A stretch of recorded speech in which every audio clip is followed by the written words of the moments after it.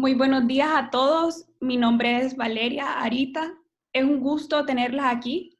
Como saben, estamos previos a iniciar la videoconferencia con el tema Ojo Rojo, lo que el médico general debe saber, presentada por el doctor Carlos Gámez, quien es médico egresado de la Universidad Católica de Honduras. Actualmente es residente de tercer año de oftalmología en República Dominicana, desde donde nos brindará su conferencia. Esperamos que esta charla sea de su total agrado y puedan adquirir nuevos conocimientos desde casa. Sin más preámbulo, iniciamos la conferencia. Hola, buenos días a todos. No, solo primero agradecerles la oportunidad de esto. Eh, Me alegra mucho que estén buscando nuevas formas de aprender. Eso es muy importante, nunca dejar de aprender, y más en la carrera de nosotros. Cuando me pidió Valeria que le diera esta clase, yo me puse a pensar cuáles eran las cosas que yo hubiera querido saber cuando estaba como ustedes, cuando era estudiante de medicina. Entonces, quise recopilar algunas de las cosas, algunos de los datos más importantes que pienso que uno como médico general, como estudiante, como médico que está de asistencia en primera línea, que debe de saber acerca de este tema. Entonces, para comenzar un poco la visión general de esto, es que el ojo rojo usualmente, en la mayoría de los casos, es una condición benigna, es autolimitada. Él va a remitir por sí solo, pero en algunos casos, no siempre, puede ser algo serio y puede poner en riesgo la visión del paciente. Entonces, tenemos que saber identificar aquellas banderas rojas, aquellos signos que nos den una alarma de que hay algo serio que está pasando y es algo que tiene que manejarse inmediatamente. También el ojo rojo puede ser centinela o algo que viene antes de una condición seria, como decir así, una artritis reumatoide, un síndrome de Sjögren. Entonces, es importante que tratemos de identificar esto. La clave es que una historia clínica sencilla y dirigida nos puede orientar a los distintos diagnósticos diferenciales y a qué pacientes vamos a saber cuáles referir y cuáles podemos tratar nosotros como médicos primarios. Entonces, hay ciertas preguntas clave que debemos de hacer en la historia clínica al paciente, cuando un paciente nos llega con esto, que nos van a ir orientando. Uno es el dolor. Importante, cómo es el dolor, qué tan intenso, cuándo le comenzó, si el inicio fue súbito o si ha ido incrementando gradualmente, si se acompaña de algo. Todo esto es muy importante preguntarlo y documentarlo. Si hay fotofobia, o sea, molestia a la luz, si la agudeza visual, o sea, si la visión le ha bajado. Paciente que viene y dice, doctor, fíjese que después de que me di este golpe me bajó la visión. Después de que se me puso el ojo rojo ya no estoy viendo eso.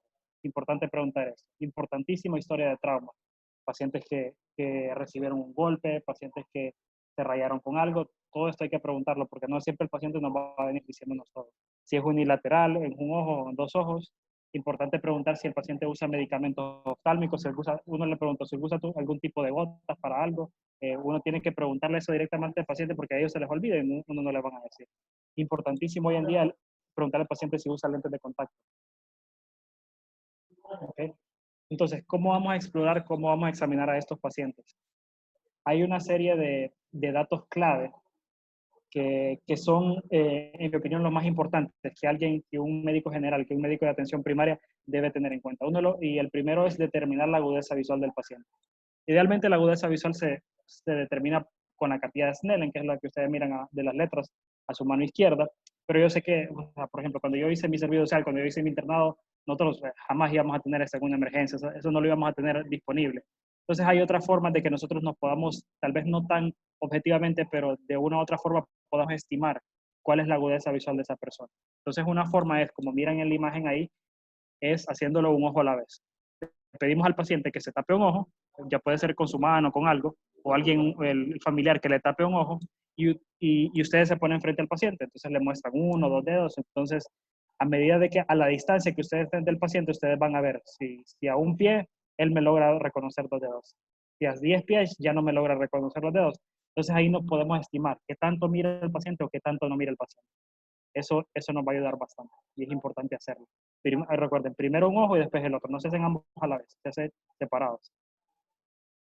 Segundo punto importante en nuestra anamnesis, en nuestra inspección. Tenemos que establecer el patrón de enrojecimiento, el patrón, cómo es el ojo rojo que tiene el paciente. Yo sé que esto es a veces un poco difícil porque nosotros vemos, sin los instrumentos que nosotros tenemos, los oftalmólogos, vemos las cosas como en macro. pero yo sé que ahora tenemos instrumentos como los smartphones, las cámaras y todo eso que tienen hasta lentes para hacer macro y que podemos ayudarnos de eso. Pero lo que les quería decir con esto es, tenemos que ver cómo es la hemorragia. Si se fijan aquí en la imagen que está inferior derecha, vemos que es una hemorragia bastante diseminada, difusa, como continua. Es una hemorragia subconjuntal. Usualmente las pacientes se asustan mucho por esto, se preocupan, van inmediatamente a la emergencia, pero en realidad esto es algo benigno, eso no pone en peligro la visión del paciente. Tenemos que tomar eso en cuenta. Tenemos otros casos como en el ojo que ven ustedes a mano derecha superior, que hay un enrojecimiento de los vasos más superficiales. No es tanto el enrojecimiento, pero sí lo hay. Tenemos que describir eso. Esa es una hiperemia conjuntival. Actualmente este es de los vasos más superficiales de la conjuntiva. Y ya tenemos casos, como es el ojo aquí, que vemos a mano izquierda, ya más grande, que la conjuntiva está más ingurgitada. Los vasos profundos están bastante hiperémicos. Si se fijan alrededor de la córnea, cómo está rojo eso. Eso se llama inyección ciliar. Esto nos denota que ya hay un proceso inflamatorio, un proceso más profundo, de tejido más profundo, que puede indicar que hay algo grave, algo importante que está sucediendo. Entonces tenemos que saber describir bien eso. El tercero es identificar la presencia o no de secreciones conjuntivales.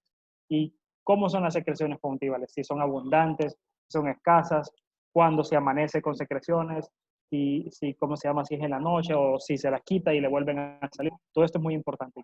¿Cómo son? Si son purulentas, si son mucopurulentas, qué color, amarillo, verde, claro, si eso es como agua. Todo esto es muy importante porque vamos a ver después en los diagnósticos diferenciales cómo nos puede orientar eso nuestro diagnóstico. La cuarta cosa que es muy importantísimo es detectar si hay opacidades en la córnea. Recuérdense que la córnea es la parte más anterior del ojo, la parte transparente del ojo, que eso nos permite ver con claridad. Si ustedes se fijan en la imagen superior de en medio, vemos una córnea con un ojo azul súper clara. Eso es lo que tenemos que ver normalmente. Pero si nosotros vemos un ojo con opacidades, como borroso, como lustroso, ya nos indica que hay peligro, que hay algo que está sucediendo en este ojo que no es normal y que tiene que tratarse con prontitud. Una cosa muy importante es la tinción con fluoresceína. Yo sé que no siempre tenemos la fluoresceína disponible, pero eso no lo puede conseguir fácilmente. Ustedes se la piden al oftalmólogo de su hospital, incluso se pueden comprar en Amazon una caja, cuesta por mucho $10, y ustedes la andan en su mochila, en su bolso, lo que sea, para que no tengan sus turnos o sus guardias, para que la usen cuando sea necesario. Entonces lo que se hace es que simplemente son unas tiritas y se les instila una gota de anestesia. Puede ser la anestesia que se utiliza para suturar o cualquier cosa. Es una gota nada más y eso se le coloca en el párpado inferior del paciente. La fluoresceína lo que hace es que nos permite ver las áreas del epitelio corneal de la superficie ocular que están dañadas, o sea, que están desepitelizadas. Esto es muy importante porque nos va a orientar a qué hacer. Por ejemplo, en este caso inferior tenemos una abrasión corneal que es probablemente traumática, que es un defecto por algún trauma o algo y eso tiene que tratarse prontamente para que no empeore. Utilizamos muchas veces la luz azul, que nosotros le llamamos azules de cobalto, que se encuentra en la lámpara que nosotros utilizamos para examinar pacientes, pero todos los oftalmoscopios directos, como los que tenemos, tienen una luz azul, una luz como verde que nos puede ayudar a ver esto de mejor forma. Simplemente poner la fluoresceína e iluminar al paciente con esa luz nos va, ¿cómo se llama?, revelar muchas cosas. Entonces esto es importantísimo. También el examen pupilar. Esto es bien extenso, pero a modo de muy, muy, muy resumen, tenemos que ver los reflejos pupilares. Recuerden que eso se hace primero con un ojo o otro. Tenemos que ver que el reflejo pupilar consensual sea simétrico en ambos ojos. Si hay una pupila que está más grande que la otra, como vemos en la imagen izquierda, es algo que nos tiene que llamar la atención y algo que tiene que evaluarse por un oftalmólogo prontamente. También detectar si la reacción de una pupila es más lenta que la otra, porque esto nos puede indicar que hay una patología que es seria. Entonces, importante, muy importante es. Entonces, cuando ya hemos revisado nuestro paciente, cuando ya lo hemos examinado, ¿cómo podemos interpretar nuestros resultados? Entonces, yo les quise traer aquí una serie de signos o síntomas de alarma, que son como banderitas rojas, que si nosotros encontramos estas cosas en un paciente, nos deben de hacer alarmarnos, alertarnos que probablemente este paciente vamos a tener que referirlo, o vamos a tener que consultarlo con el oftalmólogo para poder tratarlo prontamente. El primero de ellos es la visión borrosa. La visión, usualmente cuando un paciente refiere visión borrosa o que le bajó la visión o que ya no está viendo de ese ojo, nos señala que hay una afección ocular grave, que algo serio está pasando en ese ojo y que está dañando el sistema de visión. Como les decía, repitiendo, ¿verdad? Acuérdense, podemos estimar la agudeza visual, o sea, qué tanto mira un paciente pasando el método de cuenta 2. Le tapamos un ojo, le mostramos los dedos y dependiendo de la distancia que estemos nosotros del paciente, podemos estimar, este paciente mira a 10 pies, mira tantos dedos y así. Entonces, esto nos ayuda a estimar qué tanto ve un paciente o no. Entonces, tenemos que preguntar eso. Si el paciente inmediatamente que comenzó en el ojo rojo, comenzó a ver mal, si ha estado viendo mal desde antes, todo eso hay que preguntarlo bien porque esto nos puede dar un signo de alarma. Segundo, que haya dolor ocular intenso. El dolor ocular intenso no me refiero a cualquier tipo de dolor, porque normalmente los pacientes siempre digan, doctor, me duele el ojo, pero cuando un paciente tiene un dolor ocular intenso, ustedes se van a dar cuenta. Es un paciente que llega con un dolor incapacitante, que el paciente ni siquiera puede abrir el ojo porque le duele. Esto nos puede indicar que hay algo serio, que puede haber una infección en la córnea, una úlcera, un glaucoma agudo. Usualmente los pacientes con conjuntivitis, las conjuntivitis que nosotros vemos normalmente, las comunes y silvestres, como dice uno, usualmente refieren mucho picazón, irritación, pero usualmente no refieren dolor intenso. Entonces, esto nos ayuda a diferenciar de cosas que no son tan serias y de cosas que son serias y que se deben de tratar urgentemente. Otra cosa es la fotofobia, la molestia a la luz. Usualmente la hipersensibilidad a la luz ya nos denota que hay una afección de tejidos oculares más profundos. Entonces, usualmente esto es también una banderita roja. Ustedes van a ver cuando examinen al paciente que medio le ponen un foco, cualquier fuente de luz, el paciente va a reaccionar, o sea, no va a tolerar mucho la luz. Este es otro signo de alarma. Y el cuarto es la presencia de halos de color. Esto uno tiene que preguntárselo al paciente, porque muchas veces los pacientes no van a saber describirlo bien. Los pacientes pueden describir halos de colores o flecos como un arco iris, como ven ahí. Usualmente cuando el paciente presenta esto, es que está teniendo un edema corneal. El edema corneal se puede deber a muchas causas, pero puede ser que tenga la presión del ojo aumentado y esto puede ser un síntoma, un signo de alarma que sugieren que el ojo está teniendo un ataque de glaucoma agudo. Entonces, eso tenemos que nosotros preguntarlo porque nos puede orientar a la condición de base. Entonces, ya sabiendo eso, quise poner una serie de diagnósticos diferenciales y hablar un poquito de cada uno de ellos para que sepamos cuáles son las causas más comunes y cómo diferenciar de una de la otra. Entonces, tenemos primero las conjuntivitis. Las conjuntivitis son un amplio espectro de enfermedades, pero las vamos a englobar en tres, que son las más generales y que son las más comunes. Pueden ser de etiología viral, virus, alérgicas, que son las más comunes, y bacterianas. Importante notar que usualmente estas son autolimitadas, remiten por sí solas, pero tenemos que saber cuándo vamos a tratar una o la otra y cuándo vamos a referir a estos pacientes. Entonces, tenemos un cuadro, yo sé que es un poquito extenso, solo pueden tomar fotos, lo que quieran, porque es importante. Cada una de estas conjuntivitis tiene características importantes que nos van a diferenciar una de la otra. Entonces, la conjuntivitis alérgica. La conjuntivitis alérgica es una de las más comunes, muy común en los niños y en personas jóvenes. Usualmente las conjuntivitis alérgicas van a ser estacionales. Dependiendo de la estación del año, puede ser que el paciente tenga más síntomas o tenga menos síntomas. Usualmente tienen secreciones blancas, claras, acuosas. Puede haber un poquito de moco, claro, pero no son descargas purulentas, son más descargas acuosas las secreciones que van a tener estos pacientes. Puede haber mucha fotofobia, es importante. Y una de las cosas que más refieren los pacientes es que van a tener mucha picazón. Es importante preguntarle eso a los pacientes. Va a haber reacción papilar, que es la reacción a los alergenos de la conjuntiva. Que ven, no sé si miran en la imagen acá, de la parte de atrás, del tarso, del párpado, cómo se ven como estas pelotitas, por decirlo así. Estos son lo que nosotros llamamos papilas. Eso es muy común en las conjuntivitis alérgicas. Puede haber enrojecimiento de leve a moderado. Usualmente las conjuntivitis alérgicas no siempre es necesario que las trate un oftalmólogo, la puede tratar al principio el médico general o el médico de base que lo está atendiendo, con antihistamínicos orales o incluso también, ¿cómo se llama?, antialérgicos tópicos. No sé si tienen una pregunta hasta ahora o si sigo. Cualquier pregunta me pueden parar o cualquier cosa. Ok, entonces vamos a continuar. Muchas veces, como les decía, las conjuntivitis alérgicas son bastante comunes en niños, se asocian bastante a rinitis atópica, faringitis, etcétera. Entonces es muy común esto. Si ven acá, este niño tiene bastantes cambios perioculares en los párpados asociados a la conjuntivitis alérgica. Segundo, las conjuntivitis bacterianas.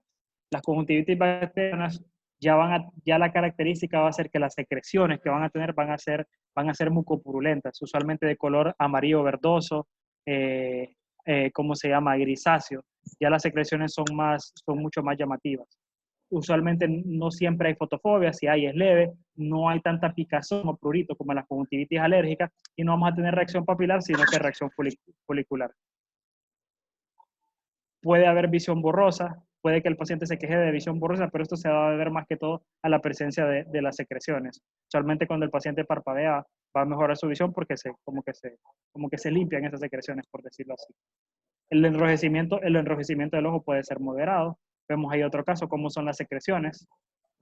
Y hay casos muy llamativos, como las conjuntivitis bacterianas por gonococos, por Neisseria gonorrea, que son prácticamente de transmisión sexual, que esto van a tener unas secreciones purulentas muy, muy, muy llamativas y muy, muy intensas. Si ustedes miran algo así, nunca se les va a olvidar. Esto ya requiere tratamientos con antibióticos sistémicos, cultivos y todo, y a eso inmediatamente debemos de referirlo para que los trate el oftalmólogo. Y tercero, las conjuntivitis virales. Las conjuntivitis virales son las conjuntivitis, las que dice la gente, las que andan dando, que se la pasó el hermano, que se la pasó el primo, que se la pasó el papá. Esto es muy común.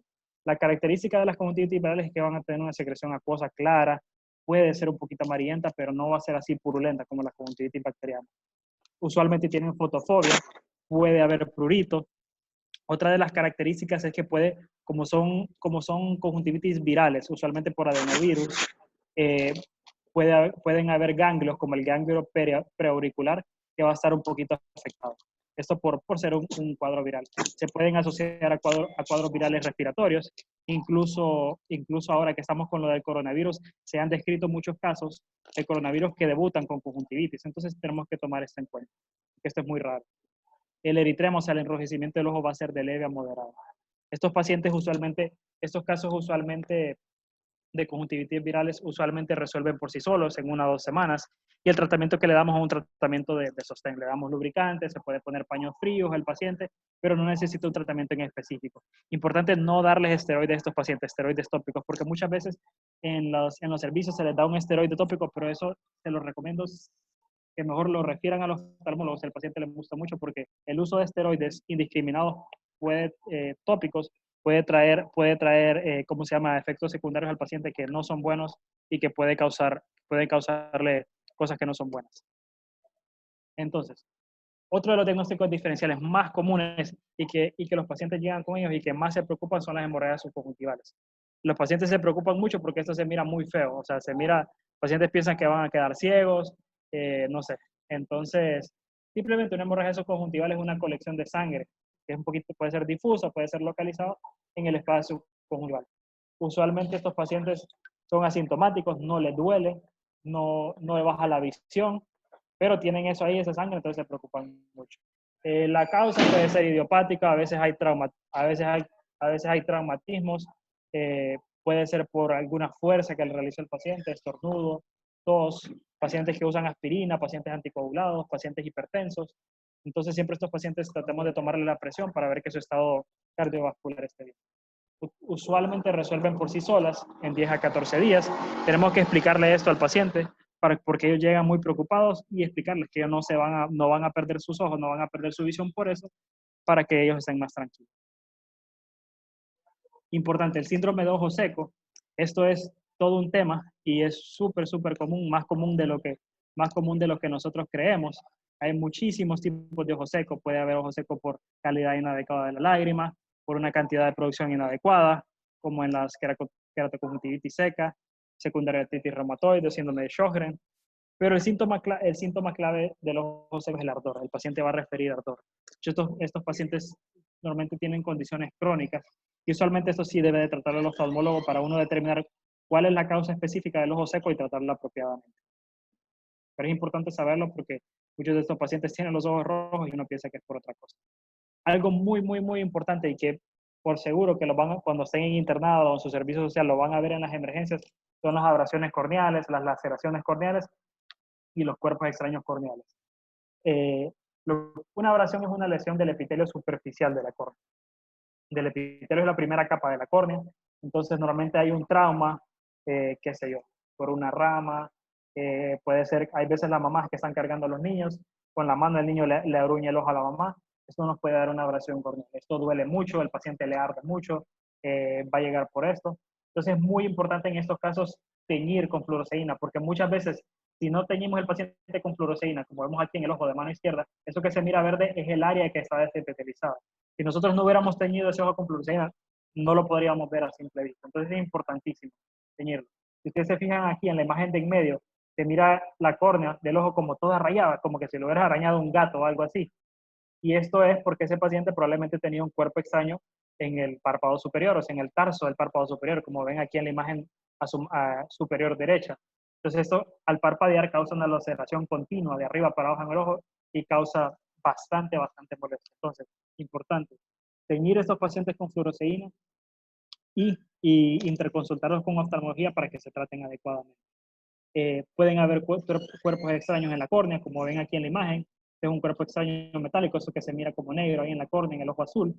Eso usualmente están alojados en la parte superficial de la córnea y hay que retirarlos. Usualmente los retira el oftalmólogo con un tipo de microscopio en la lámpara de hendidura que utilizamos nosotros.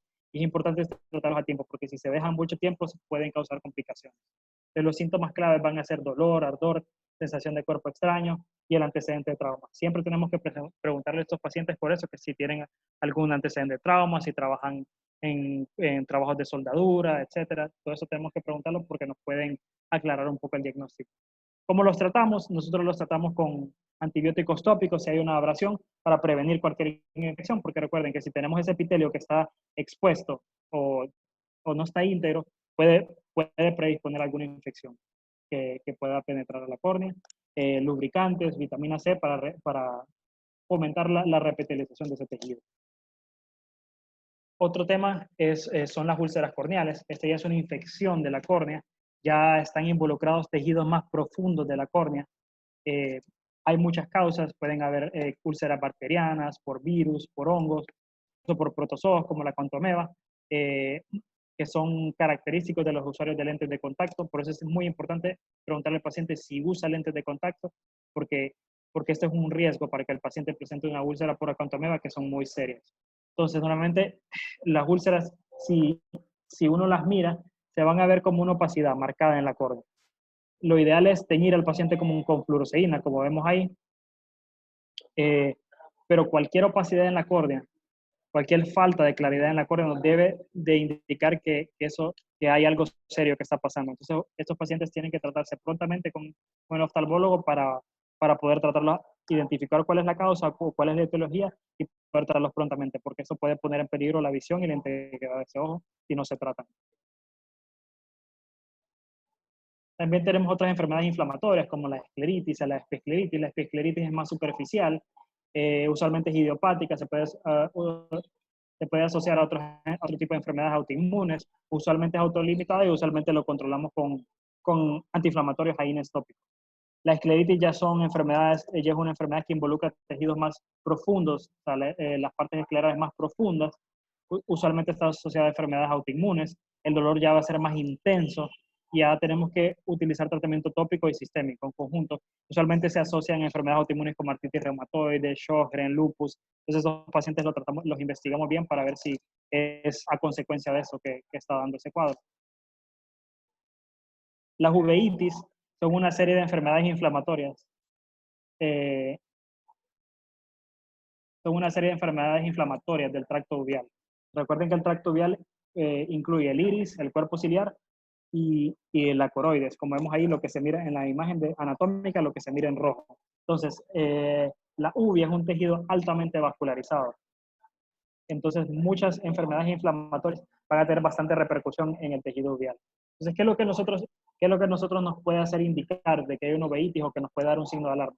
Uno es la inyección ciliar. ¿Se recuerdan lo que vimos al principio? La inyección ciliar, esa prominencia de los vasos profundos epiesclerales, o sea, de la conjuntiva, que se miran ingurgitados, gruesos, eso nos indica que hay un proceso inflamatorio serio, que hay un proceso inflamatorio de tejidos profundos en el ojo. Entonces, eso es un signo de alarma, tiene que verlo un oftalmólogo prontamente. Pueden haber opacidades en la córnea por inflamación dentro del ojo, en la cámara anterior. Usualmente hay disminución de la visión, puede o no haber dolor, entonces es importante. Esas son banderitas rojas que tenemos que tomar en cuenta.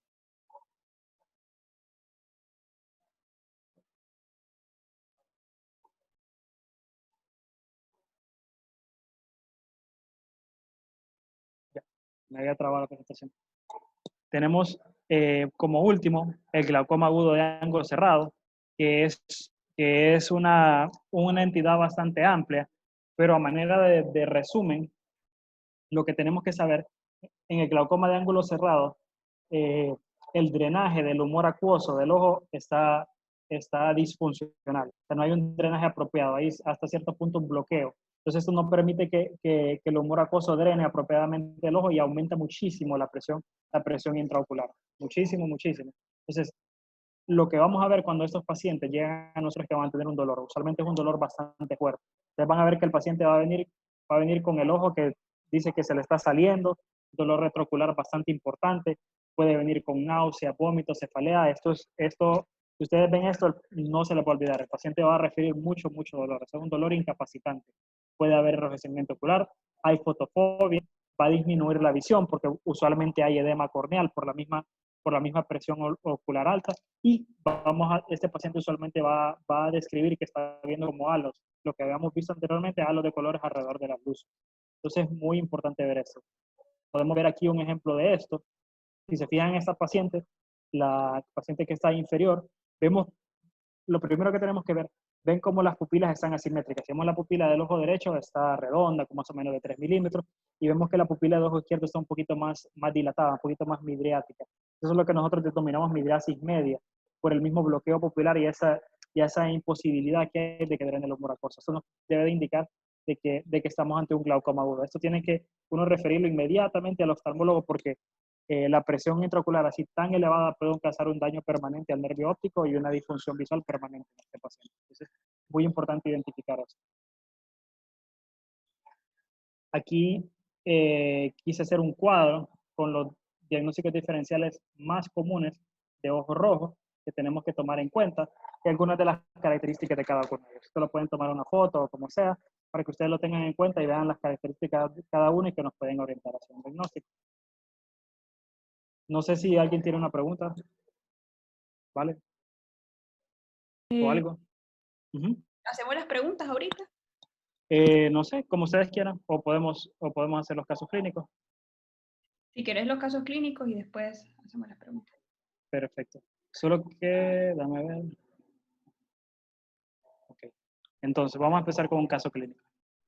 Un caso clínico de una maestra de 23 años, una maestra que trabaja en un kinder, y dice que su ojo derecho está irritado. Ustedes ven ingurgitación morada, los vasos conjuntivales grandes, que hay secreción acuosa, y que tiene un ganglio linfático preauricular palpable, o sea que está un poquito agrandado y le molesta. Entonces, con esta información, ¿qué diagnóstico? Si nos llega una paciente con un ojo que es así, como el de la foto, y con esos datos que vimos en ese caso, ¿en qué etiología podríamos pensar? O sea, ¿qué diagnóstico podríamos pensar? Conjuntivitis viral. Sí. Muy bien. ¿Por qué? Tiene secreción acuosa y el dato que usted dio del ganglio inflamado. Muy bien. Sí. Eso es un dato que es bien característico. No siempre es el ganglio inflamado, ¿verdad? No siempre. Entonces, ¿cómo se trata esto?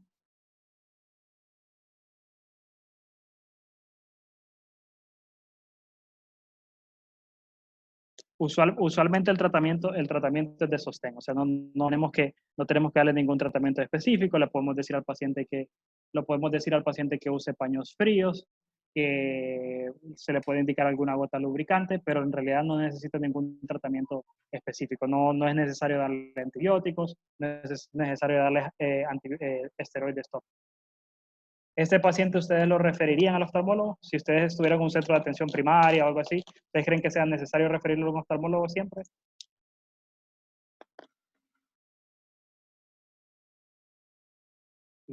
Usualmente no es necesario referirlo. A menos que encontremos otro signo de alarma de los que hablamos anteriormente, sí hay que referirlo. Pero usualmente los podemos tratar y como estas condiciones son autolimitadas, no es necesario referirlos. Importante. Entonces tenemos un segundo caso.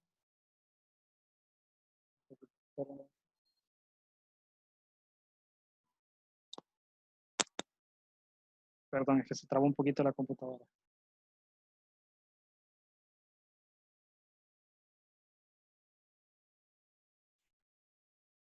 Ok, ya podemos ver el segundo caso. Entonces, el segundo caso es una mujer joven. Dice que tiene ojos rojos, se le empezó a enrojecer el ojo izquierdo, como ven en la imagen. La mamá de la paciente tiene glaucoma crónico de ángulo abierto. Y la paciente quiere saber si ella tiene lo mismo. Entonces dice que ella ha tenido varios episodios de dolor y de ojo rojo del lado izquierdo, que cuando ella se duerme en la noche le mejora. Nosotros podemos ver que una pupila está más grande que la otra y que también hay un poquito de enrojecimiento del ojo izquierdo. ¿Cuál de los siguientes diagnósticos se relaciona más con estos datos?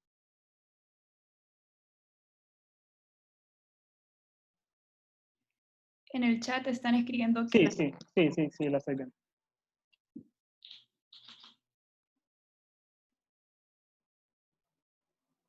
Entonces, la respuesta correcta es la E, un glaucoma de ángulo cerrado.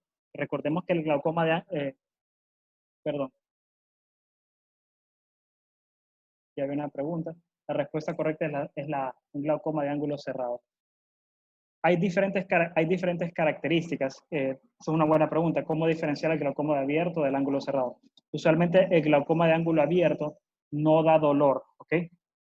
No va a haber dolor. Por eso dicen que el glaucoma es el enemigo, es el ladrón silencioso de la visión, porque usualmente no da dolor. O sea, el paciente no va a referir dolor, porque no hay una obstrucción a la salida del humor acuoso. Usualmente el paciente va a ir perdiendo su visión periférica primero, y esto él no lo va a notar hasta que ya sea muy avanzado. A diferencia del glaucoma agudo de ángulo cerrado, que sí puede haber dolor, que usualmente el paciente llega por dolor, porque hay una presión intraocular elevada bastante alta por esa misma incapacidad del drenaje del humor acuoso. ¿Okay? Entonces, la respuesta correcta en este caso es que la paciente está con un glaucoma de ángulo cerrado. El glaucoma de ángulo cerrado, como en el caso de esta paciente, puede ser recurrente, o sea, no es que siempre lo va a tener, sino que puede tener episodios. Si ustedes se fijan, dice que la paciente tiene varios episodios.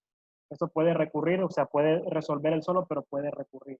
Entonces es importante estos pacientes referirlos inmediatamente al oftalmólogo para que se evalúen bien. Entonces,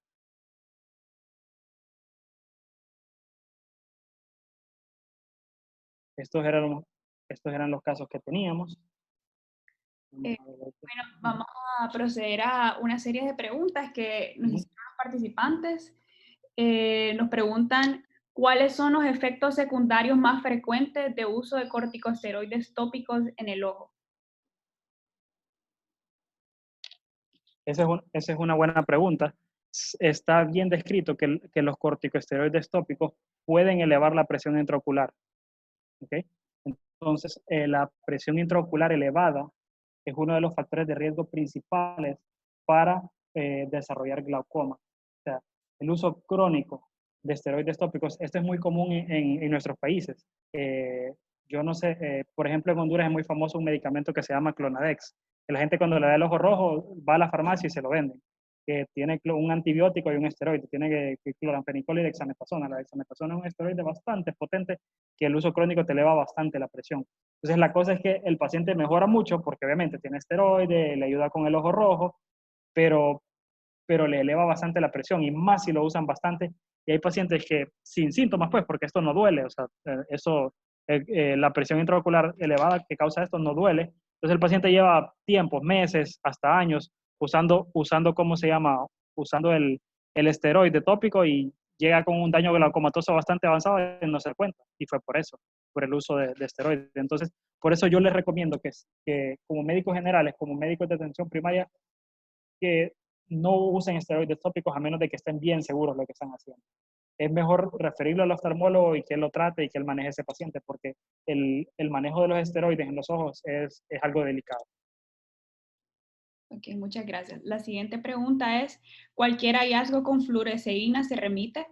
¿Y esta tiene alguna contraindicación? Bien, la fluoresceína no tiene ninguna contraindicación porque usualmente la cantidad que se absorbe por vía de los conductos lacrimales es muy, muy mínima.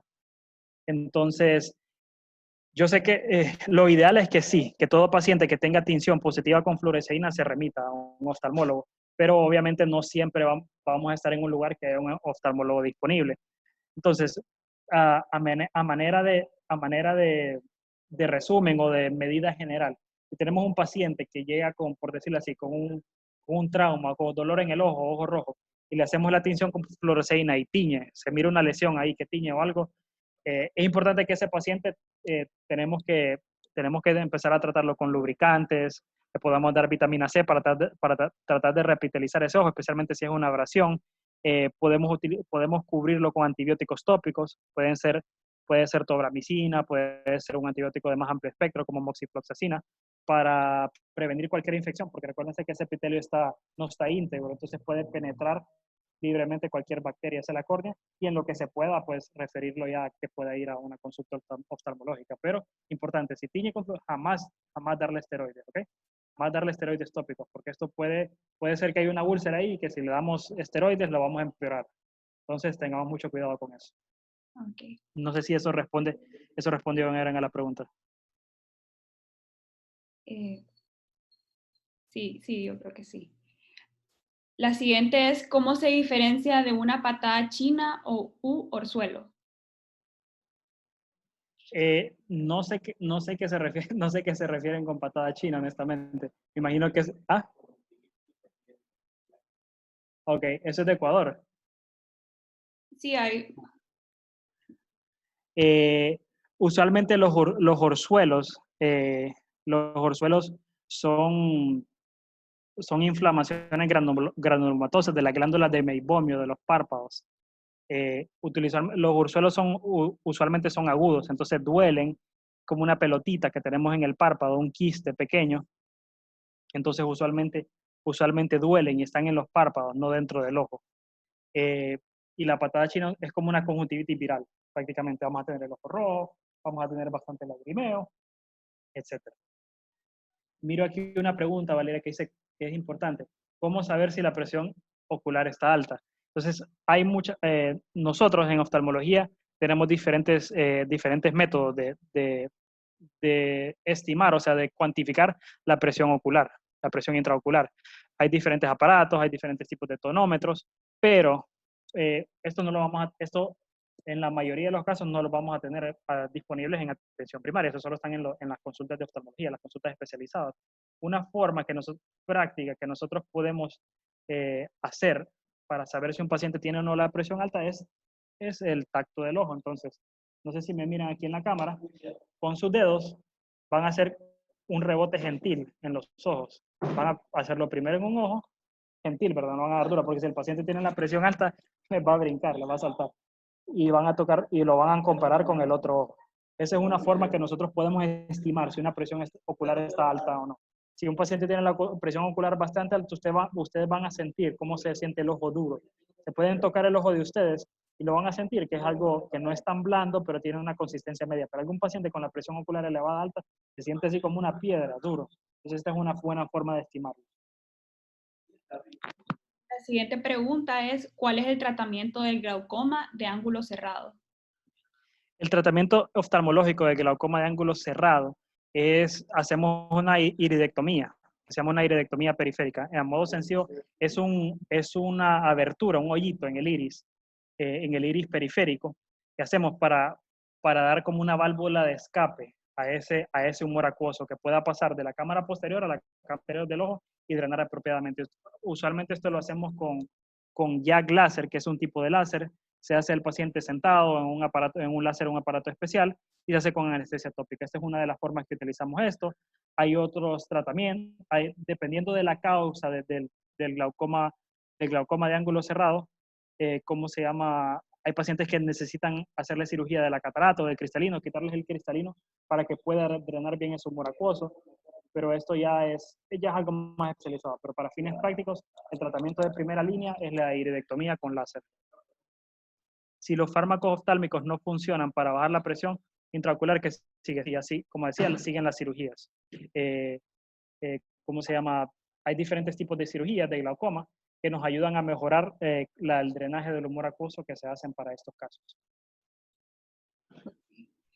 En caso de cuerpos extraños en córnea, ¿nos podemos apoyar de la irrigación directa del ojo? ¿Qué soluciones sería bien utilizar para no provocar irritación? ¿Qué hacemos en caso de que nos encontremos en un lugar alejado y no tengamos acceso a un oftalmólogo? Esa es una muy buena pregunta, porque eso me pasó a mí varias veces. Yo hice mi servicio social, o sea, mi servicio rural en un área alejada que no siempre había oftalmólogo.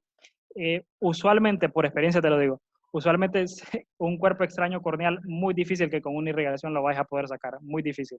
Entonces, una de las cosas que no es lo ideal, ¿verdad? No es lo ideal, pero una de las cosas que podemos hacer, uno, le ponemos una gota de anestesia al paciente. Podemos utilizar la misma anestesia, la lidocaína que usamos para suturar, lesiones en piel superficiales, le ponemos una gota al ojo del paciente. Dos gotas para anestesiar el ojo, y con una jeringa de insulina de las de 1 cc, que son las más delgadas, la doblamos y realizamos como un raspado de la córnea donde está el cuerpo extraño, pero gentil, no como puyando, no perpendicular a la córnea, pero como paralelo, como tratando de raspar ese cuerpo extraño. Esa es una forma que nosotros podemos hacer. Siempre póngale anestesia al paciente, porque si no les va a cooperar para hacerlo. Eso no es lo ideal, pero hay veces que tenemos que hacerlo. Y siempre vamos a tener anestesia a la mano en las emergencias, siempre vamos a tener una jeringa de insulina. Importante que cuando se lo saquen, el paciente traten de después remitirlo al oftalmólogo, porque hay veces que a simple vista no podemos remover todo el tejido, el cuerpo extraño. Entonces ya después el oftalmólogo tiene que hacerlo ya con otro equipo, con otros aparatos más especiales, pero de manera primaria se puede hacer eso. Ok. Preguntan, ¿el glaucoma tiene componente hereditario? Sí.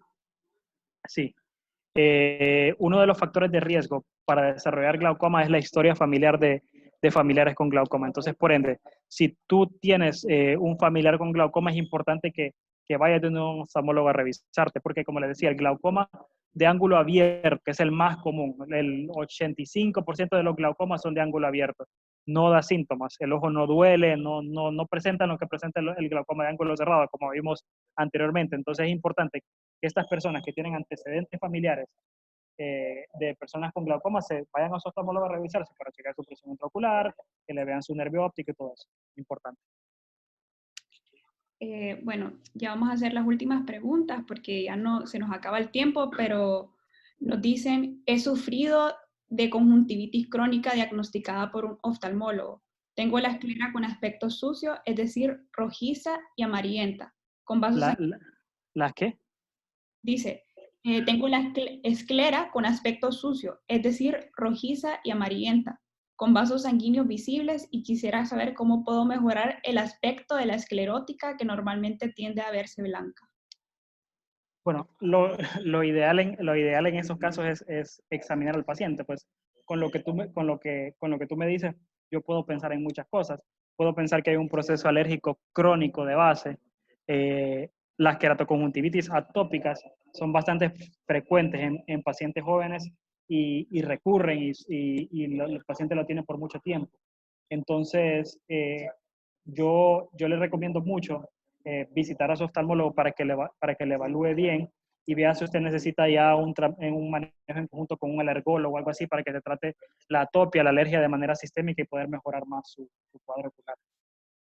Ok, muchas gracias. Y la última pregunta es, de acuerdo al uso constante de las computadoras, celulares, ¿recomienda el uso de lubricantes constantemente? Sí, eso es bastante útil.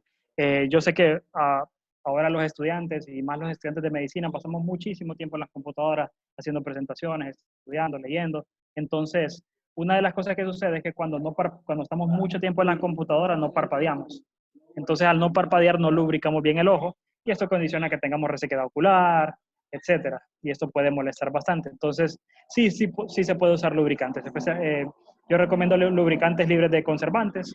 Lo pueden usar 3-4 veces al día. Una cosa importante es lo que nosotros le decimos la regla 20-20-20. Cada 20 minutos de uso continuo de la computadora, descansar por 20 segundos viendo a lo lejos, a 20 metros o más. O sea, simplemente esto es para no fatigar mucho la acomodación visual. O sea, es una recomendación para una salud ocular apropiada. Pero sí se puede usar lubricante. Bueno, damos por finalizada esta videoconferencia. De parte de ASUSEM Unicad, agradecemos al doctor Gámez por su tiempo y excelente exposición. Agradecemos a cada uno de ustedes por su atención y formar parte de esta actividad. Les pedimos estar pendientes del grupo ya que se enviará un último aviso. Asimismo, la conferencia será posteriormente compartida por YouTube. Feliz tarde y muchas gracias. A la orden y que estén bien y sus familias estén bien. Cuídense mucho. Muchas gracias.